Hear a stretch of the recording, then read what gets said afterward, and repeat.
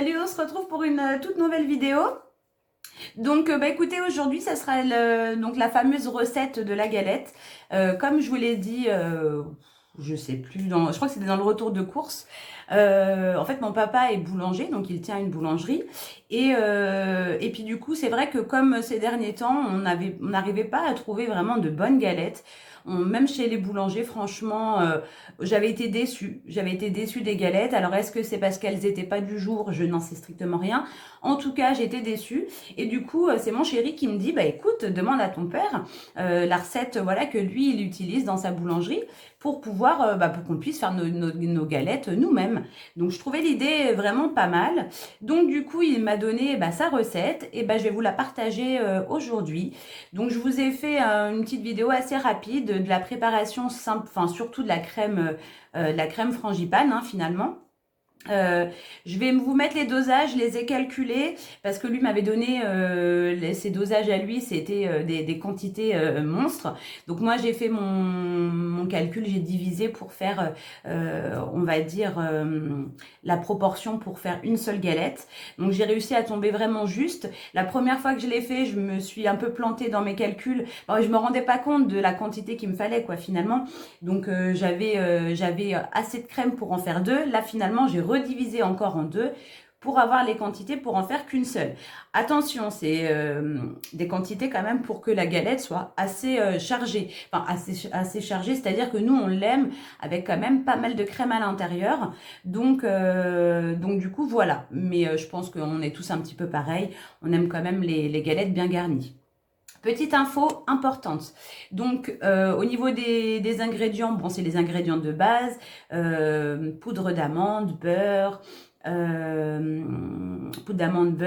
œuf. Bon, je risque d'en oublier, on s'en fiche. Mais ce que je voulais vous dire, c'était surtout ça. C'était que pour parfumer la galette, enfin la crème frangipane, mon papa lui met du rhum.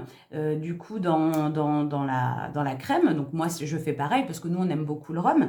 Mais par contre, il y a une solution pour les personnes qui ne veulent pas, qui n'aiment pas l'alcool ou qui voudraient, pour une question de goût ou de religion, enfin ça, on s'en moque, mais qui ne veulent pas utiliser d'alcool pour parfumer leur galette. Vous avez quand même la possibilité, je ne le précise pas dans la vidéo, mais je vous le dis là, de remplacer le rhum par quelques gouttes d'arôme d'amande amère. Voilà.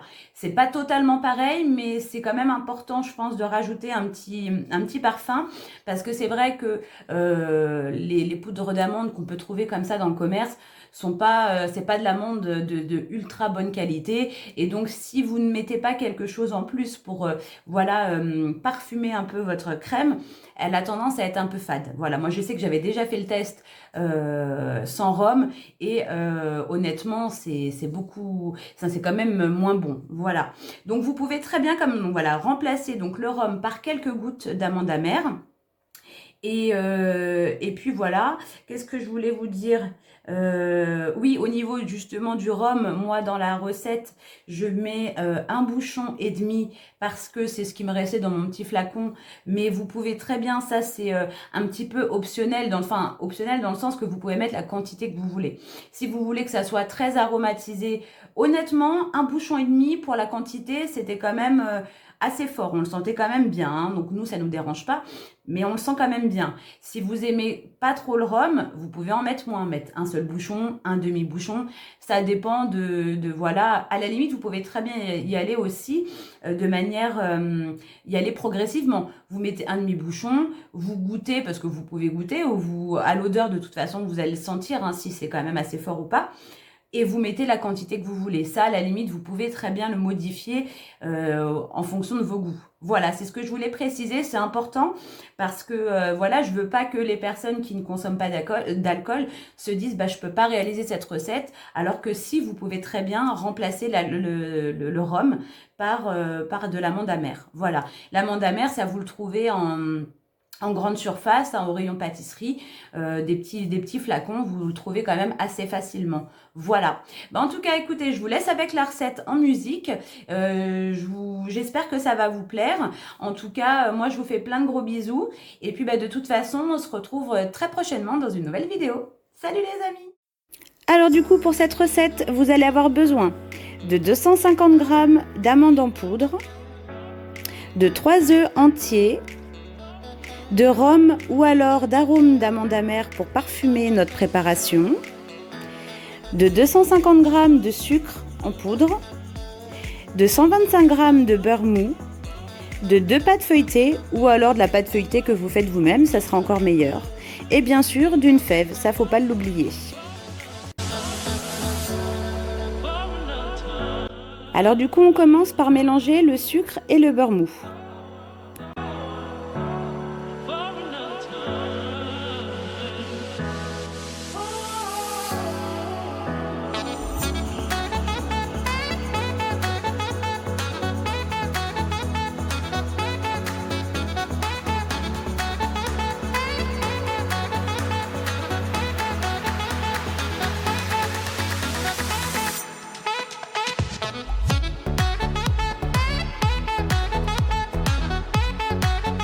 Alors une fois que notre mélange est bien homogène, c'est le moment de rajouter l'amande en poudre.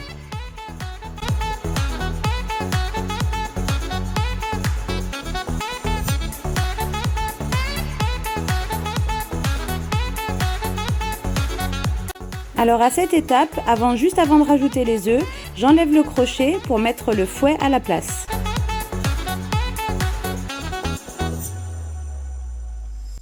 Une fois que notre mélange est bien fouetté et homogène, c'est le moment de rajouter notre arôme. Donc soit le rhum, soit l'arôme d'amande amère.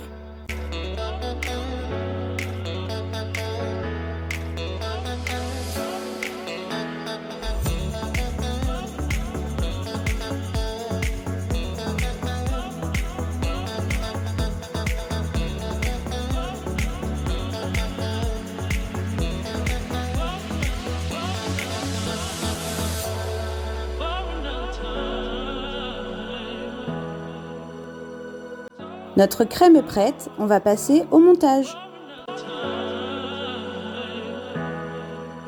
Alors du coup, on commence par étaler notre première pâte feuilletée que l'on va garnir de crème de frangipane. Alors attention, il faut bien laisser un espace tout autour de la crème pour pouvoir bien sceller les 2 pâtes feuilletées entre elles.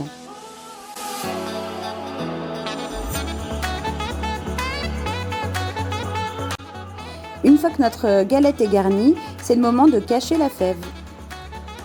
Alors juste avant de mettre la deuxième pâte feuilletée sur le dessus, vous pouvez mettre au pinceau, sur tout le contour de la première pâte feuilletée, un petit peu de jaune d'œuf, histoire que ça colle un petit peu mieux les 2 pâtes entre elles.